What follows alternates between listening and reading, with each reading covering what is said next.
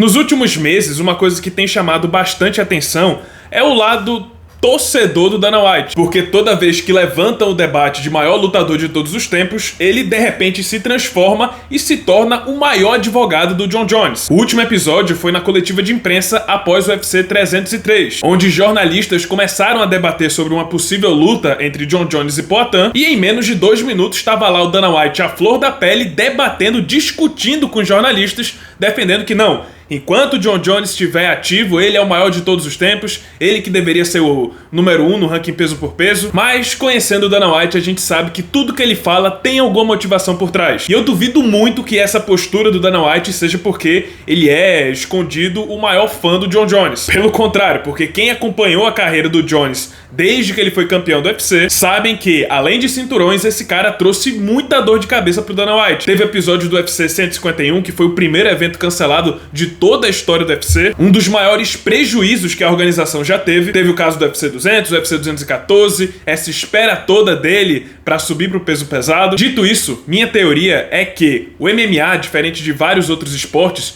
ele não tem aquele número 1 consolidado, aquele que é visto por todos como o maior de todos os tempos. E eu acho que o Dana White quer criar essa imagem em alguém, ter aquele cara como ícone supremo, aquele cara que representa o esporte, que é temido, notório, meio que criar um Michael Jordan, criar um Pelé pro MMA. E acho que ele escolheu o Jon Jones. De qualquer forma, nessa terça-feira, o Dana White deve ter acordado puto da vida, porque na atualização mais recente do ranking peso por peso, Alex Poatan superou Jon Jones e agora é o número 2 do mundo, atrás apenas do Islam Makhachev. Uma posição que já havia sido criticada pelo Dana White. Ele falou que o Jones deveria estar acima do russo, mesmo depois do Makhachev ter vencido Dustin Poirier. Foi até engraçado, porque o Makhachev tinha acabado de vencer o Poirier e ao invés de exaltar o seu campeão, na coletiva de imprensa após o UFC 302, o Dana White estava falando do Jon Jones, trazendo aquele debate que enquanto o Jon Jones estiver ativo, ele deveria ser o número 1 no ranking peso por peso. Mas existe uma diferença na discussão de maior lutador de todos os tempos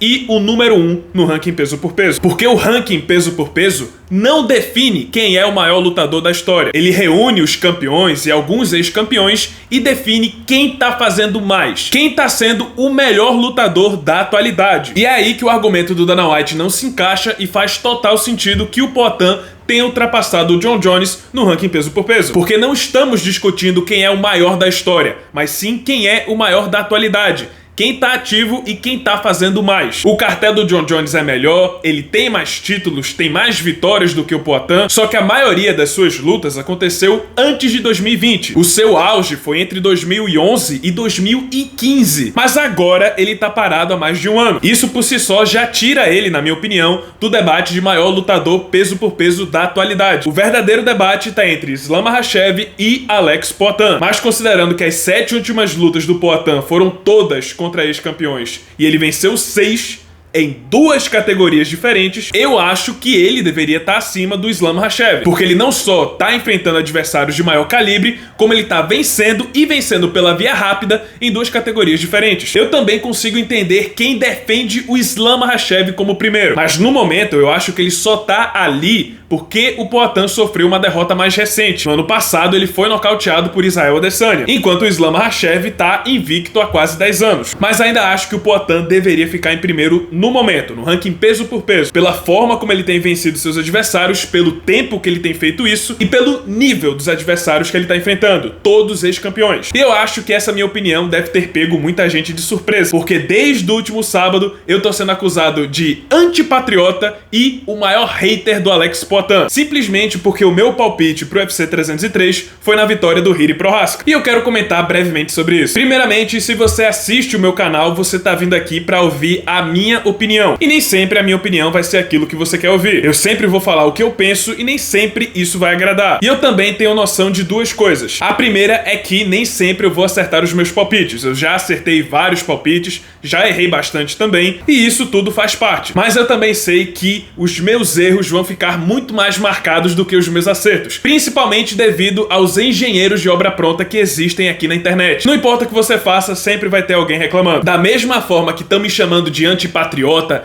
e hater do Poatan por ter palpitado no Hiri Prohaska e ele ter perdido. Se eu tivesse palpitado no Poatan e ele tivesse perdido, iam dizer que eu sou nacionalista, que eu fiquei cego, que a minha análise foi parcial. Deixo inclusive uma dica pra quem tá começando no YouTube ou nas redes sociais. Sempre vai ter gente reclamando. Não importa o que você faça, sempre vai ter gente reclamando. E quanto mais cedo você se acostumar com isso, criar imunidade a esse tipo de crítica, que não é uma crítica construtiva, é simplesmente pra te xingar, mas você vai saber lidar com isso e vai melhorar também a sua performance na criação de conteúdo. Mas é isso, quando eu gravo um vídeo de palpite, eu não prometo uma previsão com 100% de chance de acerto. Quando eu erro, eu volto atrás, analiso, vejo o que é que eu deixei passar pra ter errado no meu palpite, pra que na próxima vez eu me atente a esse detalhe e não cometa outro erro. Mas ainda assim eu tenho plena consciência que ainda vou errar muitos palpites. Afinal, essa é a graça do MMA, totalmente imprevisível. Outra coisa que eu queria comentar também é que existe uma diferença entre torcida e palpite. Torcida e análise. Quando eu dou o meu palpite, eu desligo o meu lado torcedor e tento trazer uma análise fria. E isso mostra a maior virtude que um jornalista pode ter: a imparcialidade. E sim, eu sou um jornalista formado e para exercer a minha função eu preciso saber desligar o lado torcedor do lado analista. E a maior prova disso, da minha imparcialidade, e que eu consigo separar essas duas coisas, eu palpitei na vitória do Hiri Prohaska, sendo que o Alex Poatan é um dos meus lutadores favoritos. Gravei um vídeo dizendo que o samurai ia ter sua vingança, mas na hora da luta ao vivo, eu tava assistindo com a minha namorada, torcendo pro Poatan. Foi uma daquelas ocasiões onde eu tava torcendo pra tá errado. Por quê? Porque quando eu gravei o vídeo, eu tava sendo analista. Quando eu tava vendo a luta, eu tava sendo um fã. E outra coisa, na minha análise, eu pontuei que tudo levava a crer que o Poatan venceria de novo, só que a minha sensação